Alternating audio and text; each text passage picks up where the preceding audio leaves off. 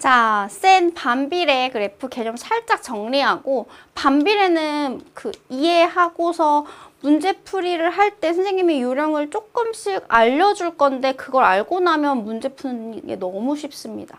대신에 그래프를 완벽하게 이해는 하셔야 해요. 그래서 반비례 같은 경우는 정비례랑 달리 x가 2배, 3배, 4배 될 때 반비례는 2분의 1, 3분의 1, 4분의 1 이런 식으로 돼야 돼요. 그 말이 뭐냐면요. 그 x랑 y랑 곱했을 때요. 그 값이 a로 일정합니다. 어떤 수로. 자, 무슨 말이냐. 자, 반비례는 여러분들 y는 하고 자, 정비례는 x랑 y랑 같이 분자에 있었어. 그런데 y는 분자에 있지만 얘는 분모 위치에 있습니다. 어떤 일정한 숫자를 가지고. 자, 예를요. 선생님이 x제곱이라고 알려줬었는데 a분의 b는 c분의 d예요. 그래서 얘네들의 곱과 같거든요. 자, 그러면 여기 y 밑에 지금 1이 생략돼 있다고 치면 x랑 y는 곱했을 때 a로 일정하다 이 소리입니다. 아시겠죠? 자, 이걸 알고 이제 그래프도 알아야 되는데 그래프 같은 경우는 얘들아 이거 뭐 너희들이 외워야지 뭐. 반비례 같은 경우는요. 절대 원점을 지나지 않아요. 왜냐면 y는 x분의 a에서 x가 분모잖아요. 분모는 우리 분수에서 절대 분모는 0이 될 수 없어요. 그렇기 때문에 이 원점을 지난다는 건 말이 안 되는 거야. 그래서 얘 같은 경우는 여기 a가 0보다 클 때는 1, 3, 4분면, a가 0보다 작을 때는 2, 4, 4분면을 지나는데 예를 들어 선생님 y는 x분의 9 어떻게 그려요? 라고 하잖아. 그럼 곱해서 9 되는 애들을 생각해. 1,9, 3,3, 9,1. 자, 그럼 걔네를 찍는 거야.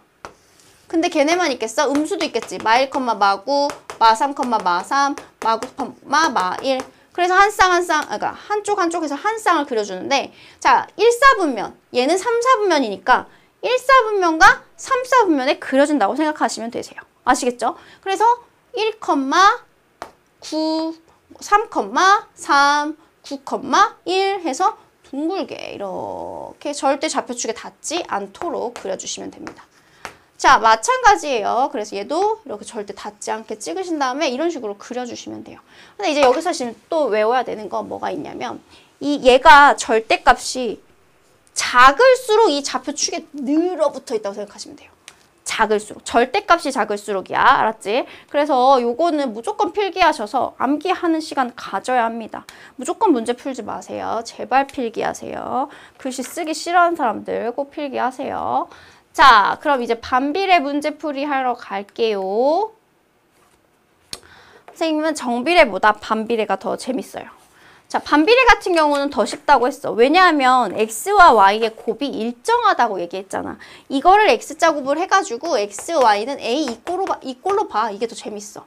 자, 한 변의 길이가 x래. 정사각형의 둘레의 길이는 정사각형 같은 경우는 네 변의 길이를 말하는 거잖아. 그러면 4x지. 그럼 y는 4x니까 이거는 정비례죠.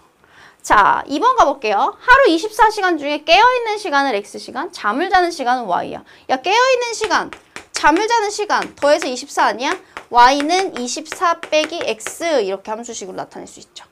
자, 거리 갈게요. 거리는 속력 곱하기 시간이죠. y는 몇 x? 3x 이렇게 구하실 수 있고요. 한 개에 800원인 쿠키를 x개 사고 800원인 쿠키를 x개 사고 5,000원 냈어. 거스름돈은 5,000에서 800x를 뺀 거죠. 반비례가 아직 안 나왔죠. 5번인가 봐. 가볼까? 자, 5번. 소금 10g이 들어있는 소금 10? 소금 10 여기잖아. 소금물 xg, 농도의 y. 자, 갈게요. 여러분들 소금의 양 구하는, 농도 구하는 공식으로 갈까요? 농도는 x분의 10. 소금물분의 소금 곱하기 100. 그러면 x분의 1000 되네요. 자, 그럼 얘는 y는 x분의 1000 하셔서 반비례 맞네요. 정답 몇 번이다? 5번이다. 이렇게 구하실 수 있습니다. 1143번 가겠습니다. 1143번 가시면요. x의 2배, 3배, 4배가 될 때 y의 값은 2분의 1배, 3분의 1배, 4분의 1배가 되고 이 말이 나오면 얘는 무조건 뭐다? 반비례다. 반비례는 어떻게 생겼다? x랑 y랑 곱했을 때 어떤 숫자로 일정해. 그 x랑 y를 알려줬어. 둘이 곱해 몇이야? 마이너스 10이야. 아, 그럼 y는 뭐야? x분의 마이너스 10이야. 이게 관계식이야. 나 문제에서 물어보는 거 뭐야? x가 4일 때 y의 값? 여기다 집어넣어도 되고 여기다 집어넣어도 상관없어. y는 4분의 마이너스 10이기 때문에 마이너스 2분의 5입니다. 이렇게 구하시면 됩니다. 어렵지 않죠? x랑 y랑 곱했을 때 어떤 그 숫자로 똑같다, 일정하다 그것만 생각하시면 반비례는 문제 푸는 거 너무너무 쉽습니다. 잘 따라오고 있죠? 그 다음 거 가볼게요. 자, 속력이 일정한 음파의 진동수는 파장에 반비례한다. 자, 기억하세요. 음파의 진동수는 파장에 반비례한다. 자, 그러면 하나가 x고 하나가 y인 거야. 그랬을 때 반비례면 y는 x분의 어쩌고저쩌고. 이거란 소리야. 알겠니? 그럼 우리가 구할 건 이 어쩌고저쩌고야. 왜냐하면 파장이 2일 때 진동수가 170이니까 얘네들이 곱한 게 뭐다? 바로 이 별이다. x랑 y랑 곱한 게 바로 이 값이 되는 거야. 그럼 y는 x분의 170이랑 2 곱하면 340이야. 여기까지 되세요? 자, 문제에서 파장이 5m일 때, 여기가 5일 때인 거잖아. 역시 마찬가지야. 5x는 340이요. 이렇게 해서 답을 구해주시면 됩니다. 어렵지 않죠? 왜냐면은 지금 6, 8, 68. 답 나왔니? 68Hz. 오케이. 68Hz 이렇게 나오네요. 그래서 반비례 그래프는 뭐랑 누구랑 반비례한다 라고 나오면 저거를 그냥 x, y 상관없어. 둘의 곱이 어떤 수로 일정해야 돼. 그럼 그 다음 문장 읽으면 어떤 x와 y를 알려주거든. 그럼 그걸 곱하면 바로 이 값을 구할 수가 있는 거죠. 아시겠죠? 자, 그래서 다음 것도 가볼게요. 그래프죠. 그래프 아까 설명했으니까 빨리 문제 풀고 갈게요. 자, 아닌데. 자, 1150번 갑니다. y는 마이너스 x분의 5의 그래프에 대한 설명으로 옳지 않은 것은 이라고 했어요. 대충 그래프 한번 그려볼까요? 자, 반비례는 곱해서 마이너스 5 되는 거기 때문에요. 1,5를 지날 거고요. 5,1을 지날 거예요. 아니죠. 1, 마이너스 5를 지나겠죠? 미안해요. 5, 마이너스 1을 지날 거예요. 그럼 이런 식으로 그래프 그려질 거예요. 그럼 여기도 마찬가지야. 마이너스 1일 때 5일 거고 마이너스 5일 때 1일 거니까 이런 식으로 해도 그래프가 그려지게 됩니다. 자, 한 쌍의 매끄러운 곡선이다? 맞아요. 원점을 지나지 않는다? 맞아요. 자, x좌표랑 y좌표랑 곱해서 항상 마이너스 5여야 돼요. 얘네들이 곱했을 때 마이너스 45잖아요. 틀렸죠. 2, 4, 3면 지나는 거 맞죠? 축과 만나지 않는 것도 맞죠? 정답은 몇 번이다? 3번이다. 이렇게 구하시면 됩니다. 자, 1155번 갑니다. 자, 반비례 그래프 중 좌표축에서 가장 멀리 떨어진 거. 자, 절대값이 작을수록 늘러붙어 있어. 알았지? 나 오늘 뭐야? 자, 절대값이 클수록 멀리 떨어져 있어.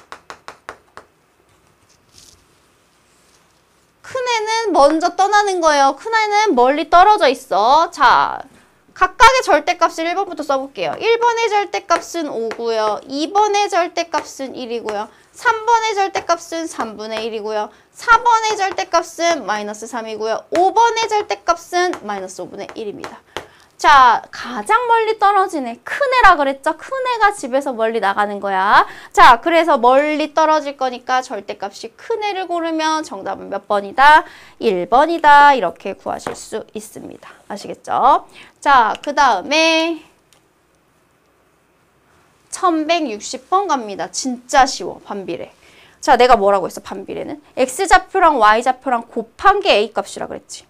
자, 그럼 여기 나와 있는 얘를 빨리 곱해. 몇이야? 마이너스 18이야? 그럼 갖다 집어넣어. 함수식이 완성이 돼. 자, 마찬가지야. 얘네들이 곱했어. 여기다 대입하지 말고 얘네들 곱했을 때 뭐 돼야 돼? 마이너스 18 돼야 되는 거야. 그럼 b는 뭐야? 마이너스 2야. 너무 쉽지 않니? 마이너스 2. a좌표 뭐 나왔지?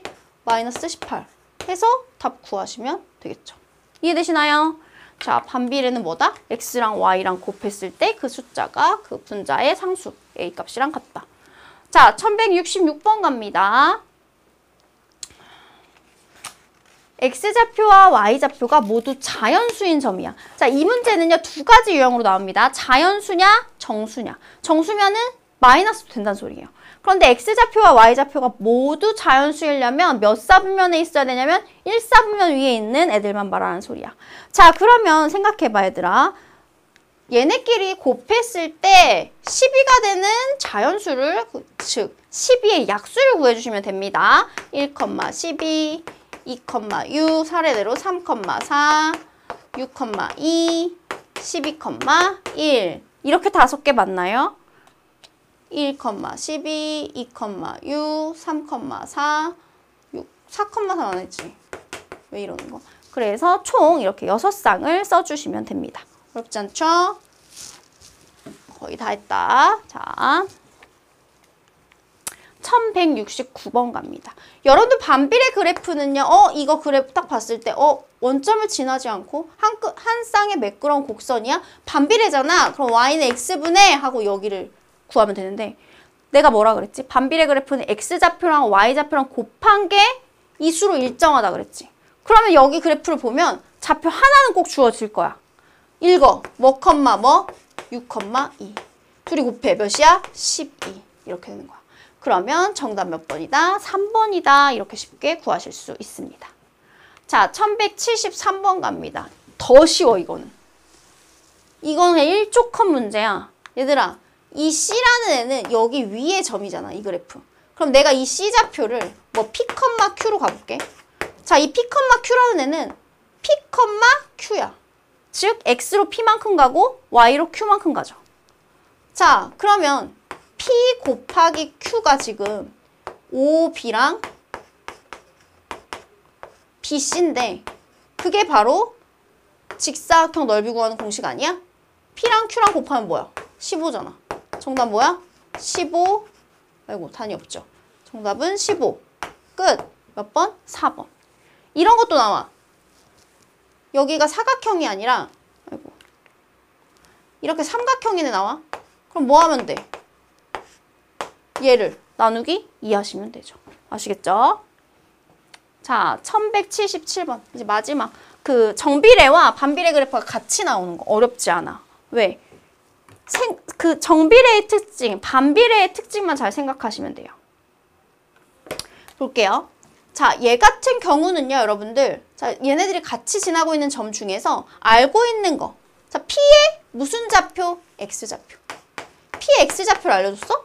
그러면 나는 이 반비례 그래프가 지금 얘를 지나고 있으니까 P의 X좌표랑 Y좌표랑 곱했을 때 12가 돼야 되네? 그지? 그러면 얘는 마이너스 6이야. 아, 그러면 P좌표는 마이너스 2, 마이너스 6이구나. 그런데 P좌표 마이너스 2, 마이너스 6은 반비례뿐만 아니라 지금 정비례도 같이 지나고 있죠. 정비례식이 지금 y는 ax니까 y는 ax에다가 마이너스 2, 마이너스 6을 대입하시면 됩니다. 자, 마이너스 6은 마이너스 2에 2, a는 몇이다? 3입니다. 이렇게 구하시면 정답 몇 번? 2번. 이렇게 마무리를 하실 수가 있습니다. 끝난 줄 알았는데 하나가 또 남았네요. 자, 볼게요. 얘 그래프를 보시면 정비례 그래프고요. 문제 읽으면요. 오른쪽은 어떤 풍력 발전기의 작동 시간, 그리고 y는 생산된 전력량, 그러니까 시간에 따른 생산된 전력량을 그래프로 나타냈는데 당연히 시간이 지날수록 전력량이 계속 늘어나네요. 자, 얘 읽으면 5, 뭐예요? 1500이에요. 정비례니까 원점을 지나는 직선이니까 이렇게 놓으시고요. x 대신에 5, y 대신에 1500을 대입하시면 a는 300이 나옵니다.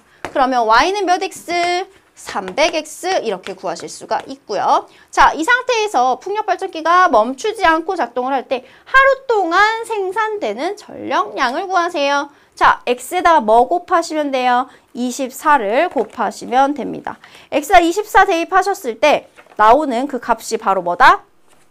네, 전력량이 되겠죠. 맞나요? 24 곱하기 3은 7200 kWh 이렇게 답을 구해주시면 됩니다. 되죠? 끝났나요? 네, 여기까지 정비례 반비례 마무리 됐고요, 대표 유형. 그래서 이제 남은 문제까지 싹 풀어주시면 됩니다. 수고하셨어요.